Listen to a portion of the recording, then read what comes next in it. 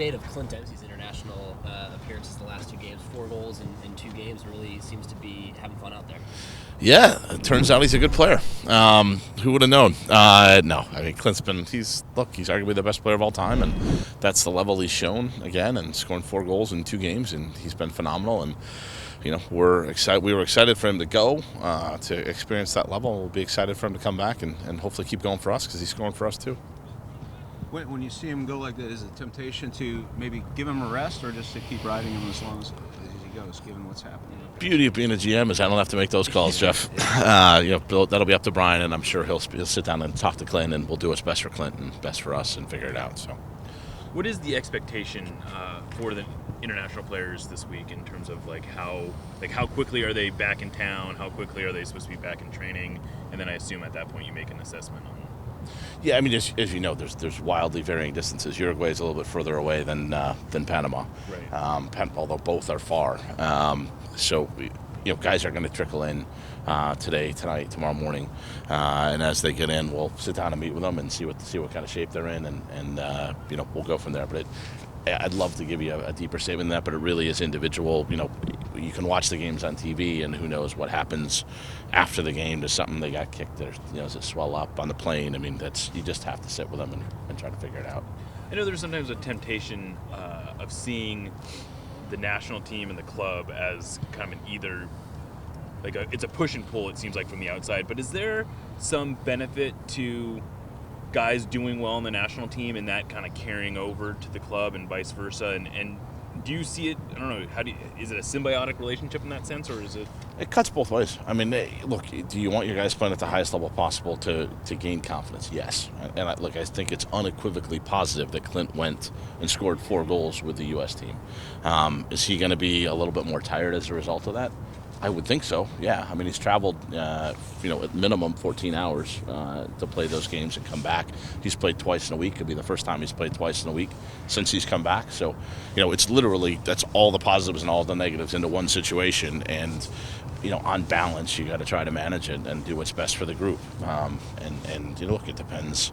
It depends on everything, right? It depends on what alternative you have in that position. It depends on what age the player is. Are you more likely to risk a younger player than an older one?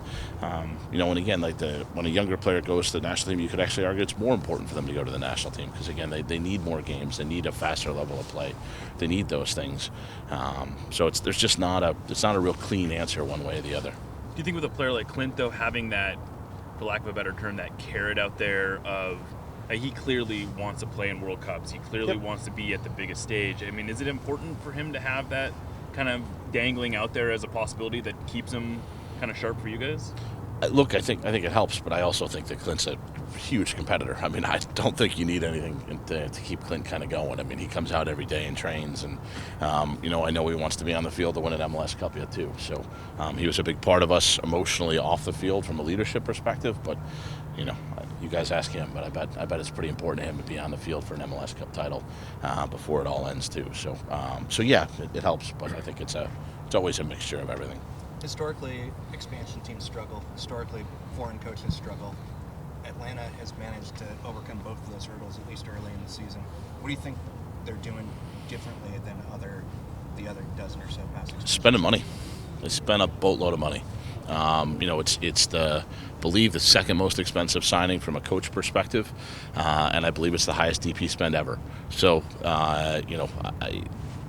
if you pay more, you can get more quality, and they were in a marketplace that I think no other MLS team had ever been in, and MLS teams in the past. And I agree with both your statements. To be clear, foreign coaches have struggled, and new teams have struggled, and the league is, in my opinion, much better than it was for the past couple of expansion teams. But what you're seeing is, and you look at the crowds they have in Atlanta. If you look at the size of that launch. I mean, it's a really, really successful organization, and it's been as good a start as you could have ever hoped for. It's been the best launch since the Sounders in 2009, and I think it's going to be a really, really good thing for the league to push the league forward, because I think, that Atlanta was, from an outsider's perspective, a questionable sports market coming in terms of attendance in other sports, and it appears they have hit not just a home run but a grand slam there. Did that force you guys to reevaluate your own standards and goals? I don't think so. I like to think we're not comparing ourselves to expansion teams. I think we're slightly ahead. But, without being arrogant, can you always learn from new people coming in and the way they do it? Absolutely.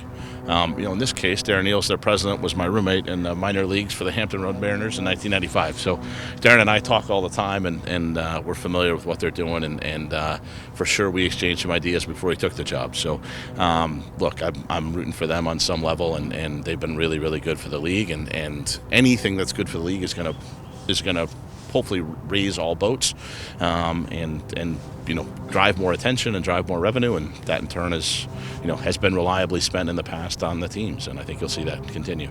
Garth, speaking closely to that, what sort of similarities do you see with Atlanta coming in, the way the Sounders came in 2009 in terms of roster building and other things, like from a business standpoint? Tough for me to answer just because I wasn't here in 2009. So, I think that the Sounders were, as forward-looking and avant-garde as you possibly could be in 2009. Again, the landscape's changed since then, but there are obvious similarities. I mean, the Sounders were partnered with the Seahawks.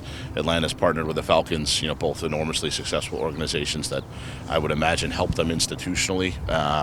So, again, you look at it and say, Seattle did everything right, and, for me to unpack that when I wasn't here is pretty tough.